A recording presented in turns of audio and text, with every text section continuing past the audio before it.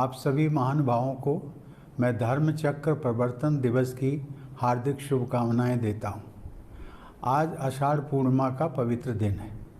लगभग 2500 वर्ष पूर्व आज ही के दिन भगवान बुद्ध ने सारनाथ की पवित्र भूमि पर अपने प्रथम 5 शिष्यों को पहला प्रवचन दिया था। उसे ही धर्मचक्र प्रवर्तन सूत्र के नाम से जाना जाता है। आषाढ़ पूर्णिमा का यह दिन इसलिए भी अत्यंत पवित्र है क्योंकि परंपरा अनुसार इसी दिन भगवान गौतम बुद्ध ने अपनी माता महामाया के गर्भ में प्रवेश किया था तथा ठीक 10 महीने बाद वैशाख पूर्णिमा के दिन उनका जन्म हुआ था। भगवान बुद्ध ने अपने प्रथम उपदेश के माध्यम से मध्यम मार्ग को धम्म के बीज रूप में आरोपित किया।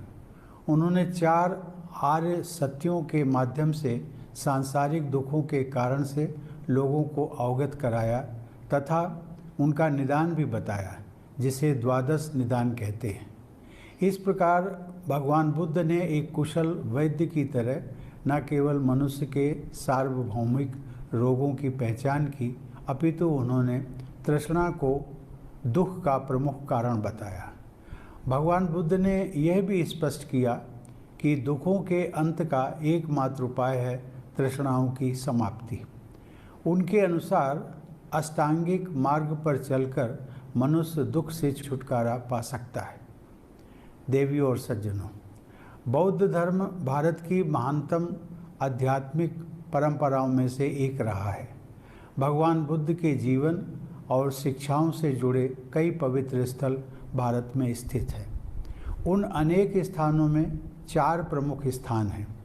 पहला बोध गया, जहां उन्होंने आत्मज्ञान प्राप्त किया। दूसरा सारनाथ, जहां उन्होंने अपना पहला उपदेश दिया। तीसरा श्रावस्ती, जहां उन्होंने सबसे अधिक चातुर्मास किए व प्रवचन दिए। और चौथा कुशीनगर, जहां उनका महापरिनिर्वाण हुआ। भगवान बुद्ध के महापरिनिर्वाण के पश्चात उनकी शिक्षाओं से जुड़े अनेक मठ, तीर्थस्थल, विश्वविद्यालय आदि स्थापित किए गए, जो ज्ञान और प्रसिद्धि के केंद्र रहे हैं। आज वे सभी स्थल बुद्ध सर्किट के अंग हैं, जो देश विदेश के तीर्थयात्रियों और धार्मिक पर्यटकों को आकर्षित करते हैं।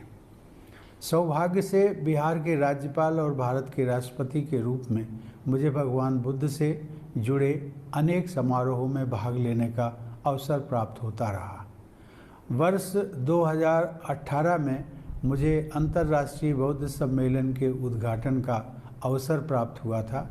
वर्ष 2019 में राजगीर में स्थित विश्व शांति स्तूप की स्वर्ण जयंती समारोह में भी मैं शामिल हुआ था। देवियों और सज्जनों, भारत में विद्यमान विश्व के प्राचीनतम गणराज्यों में लोगों को शिक्षा देने वाले भगवान बुद्ध की स्मृति में निर्मित सांची स्तूप की बनावट राष्ट्रपति भवन की पहचान है, क्योंकि राष्ट्रपति भवन के गुंबद की बनावट सांची स्तूप पर ही आधारित है। आधुनिक युग में भी राष्ट्रपति भवन विश्व के सबसे बड़े लोकतंत्र भारत का सबसे महत्वपूर्ण भवन है। जिस पीपल के पेड़ के नीचे समाधिस्थ होकर सिद्धार्थ गौतम ने बुद्धत्व प्राप्त किया था, उसका एक छोटा सा पौधा मंगवाकर नवंबर 2017 में राष्ट्रपति भवन के एक बगीचे में मैंने लगाया। आज वह पौधा लगभग 7.5 फुट ऊंचा हो गया है।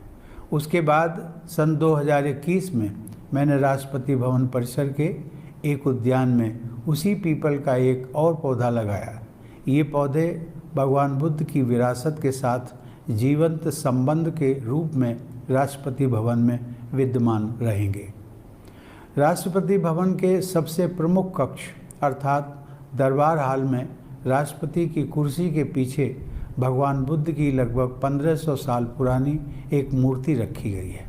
यह मूर्ति गुप्त काल के दौरान प्रचलित भारतीय यूनानी मूर्ति कला का सुंदर उदाहरण है। भगवान बुद्ध के सिर के चारों ओर निर्मित प्रभामंडल, उनके मुखमंडल की शांति, आँखों में करुणा और हाथ की अभय मुद्रा का सुखद प्रभाव सभी देखने वालों पर पड़ता है। इस प्रकार भौतिक शक्ति तथा सांसारिक वैभव का प्रदर्शन करने के उद्देश्य से निर्मित भवन में अहिंसा, करुणा और शांति का आध्यात्मिक अनुभव होता है। देवियों और सज्जनों, हमारे लोकतंत्र पर बौद्ध आदर्शों और प्रतीकों का गहरा प्रभाव रहा है। हमारा राष्ट्रीय प्रतीक चिन्ह सारनाथ के अशोक स्तंभ से लिया गया है, जिसमें धर्म चक्र भी उत्कीर्ण है। लोकसभा के अध्यक्ष की कुर्सी के पीछे धर्म चक्र प्रवर्तनाय सूत्र अंकित है। हमारे संविधान के मुख्य शिल्पी बाबा साहब डॉक्टर भीमराव अंबेडकर ने भी यह स्पष्ट किया है कि हमारे संसदीय लोकतंत्र में प्राचीन बौद्ध संघों की अनेक प्रक्रियाएं अपनाई गई हैं। हमारे राष्ट्रपिता महात्मा गांधी भी महाकारुणिक बुद्ध के सार्वभौमिक प्रेम और करुणा के आदर्शों का पालन किया करते थे। भगवान बुद्ध की शिक्षाएं गांधी जी के जीवन और आदर्शों में भी प्रतिबिंबित होती हैं।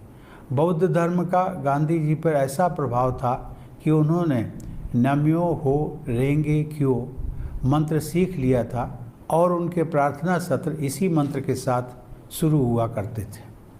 भगवान बुद्ध ने कहा था, नत्थि शांति परम सुखम, जिसका अर्थ है शांति से बड़ा कोई आनंद नहीं है।